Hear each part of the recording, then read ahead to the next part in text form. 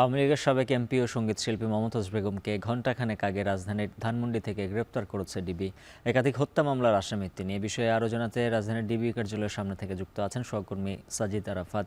সাজিদ, জানাবেন কোন সুনির্দিষ্ট মামলায় তাকে গ্রেফতার করা হলো, আর আদালতে নিয়ে পুলিশ কি বলছে, কখন আদালতে তোলা হতে পারে?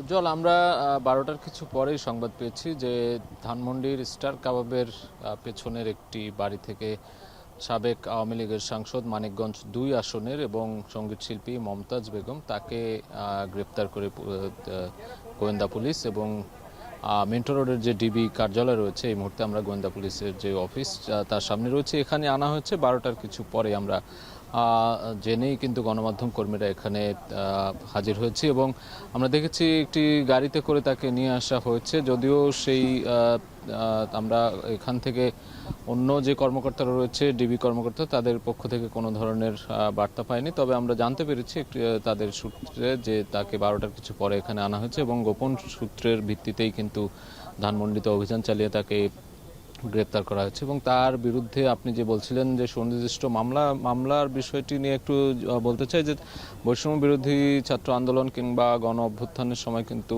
ঢাকা এবং মানিকগঞ্জে বেশ কয়েকটি ছাত্র শিক্ষার্থী হত্যা মামলা ছিল। সেই মামলায় মমতাজকেও কিন্তু সেই মামলায় তার নাম রয়েছে। সেই মামলার প্রেক্ষিতে কিন্তু তাকে গ্রেপ্তার করা হয়েছে আজ, এবং গ্রেপ্তারের পরে এই ডিবি কার্যালয়ে আনা হয়েছে। তবে আদালতে নেওয়ার বিষয়টি আজকে রাতে খুব সম্ভবত হবে না, আগামীকাল হয়তোবা তাকে নিম্ন আদালতে তোলা হতে পারে সকালের দিকে, এমন তথ্যই আমরা কিন্তু এখান থেকে জানতে পেরেছি। তো যে গণ অভ্যুত্থান চলাকালে কিন্তু বিভিন্ন পর্যায়ের নেতাকর্মী, সংসদ সদস্য বা আওয়ামী লীগের নেতা কর্মী যারা রয়েছে, নেতৃবৃন্দ, সবার নামেই কিন্তু বেশ এই ধরনের অভিযোগ উঠেছে যে তারা এই হত্যাযজ্ঞে প্রত্যক্ষ বা পরোক্ষভাবে তারা এই শিক্ষার্থী হত্যা কিংবা গণ অভ্যুত্থানকে কেন্দ্র করে তাদের যে অপকর্ম বা যে হত্যাযোগ্য বিষয়গুলো রয়েছে, সেগুলো কিন্তু অভিযোগ উঠেছিল। সেই অভিযোগের ভিত্তিতে কিন্তু অনেক নেতাকর্মীর বিরুদ্ধে পরবর্তীতে মামলা হয়েছে এবং আওয়ামী লীগের যে পতন, সেই পতনের পরে কিন্তু অনেক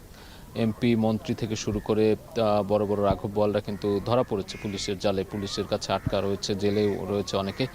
তারই পরিপ্রেক্ষিতে কিন্তু আমরা দেখছি বিভিন্ন সময় কিন্তু অভিযান চালিয়ে আওয়ামী লীগের যে বিভিন্ন পর্যায়ের নেতাকর্মী রয়েছে তাদেরকে গ্রেপ্তার করা হচ্ছে। সেই অংশ হিসেবে এবার মমতাজ গ্রেপ্তার হলেন এবং একই প্রেক্ষিতে আমরা দেখলাম যে গত কয়েকদিন ধরেই যে আওয়ামী লীগের রাজনৈতিক কার্যক্রম নিষিদ্ধের যে দাবি চলছিল, সেটিও কিন্তু এরই মধ্যে গেজেট আকারে প্রকাশ হয়েছে। অর্থাৎ রাজনৈতিকভাবে যে কর্মসূচি তাদের বিচার সম্পন্ন না হওয়া পর্যন্ত সেটিও কিন্তু ইতিমধ্যে হয়ে গিয়েছে। তারপরেই কিন্তু আমরা দেখলাম যে আজকে এই তাদের সাবেক সাংসদ মমতাজ গ্রেপ্তার হলেন। তো এই মুহূর্তে ডিবি কার্যালয়ের সামনে থেকে এই ছিল আমার কাছে সবশেষ তথ্য।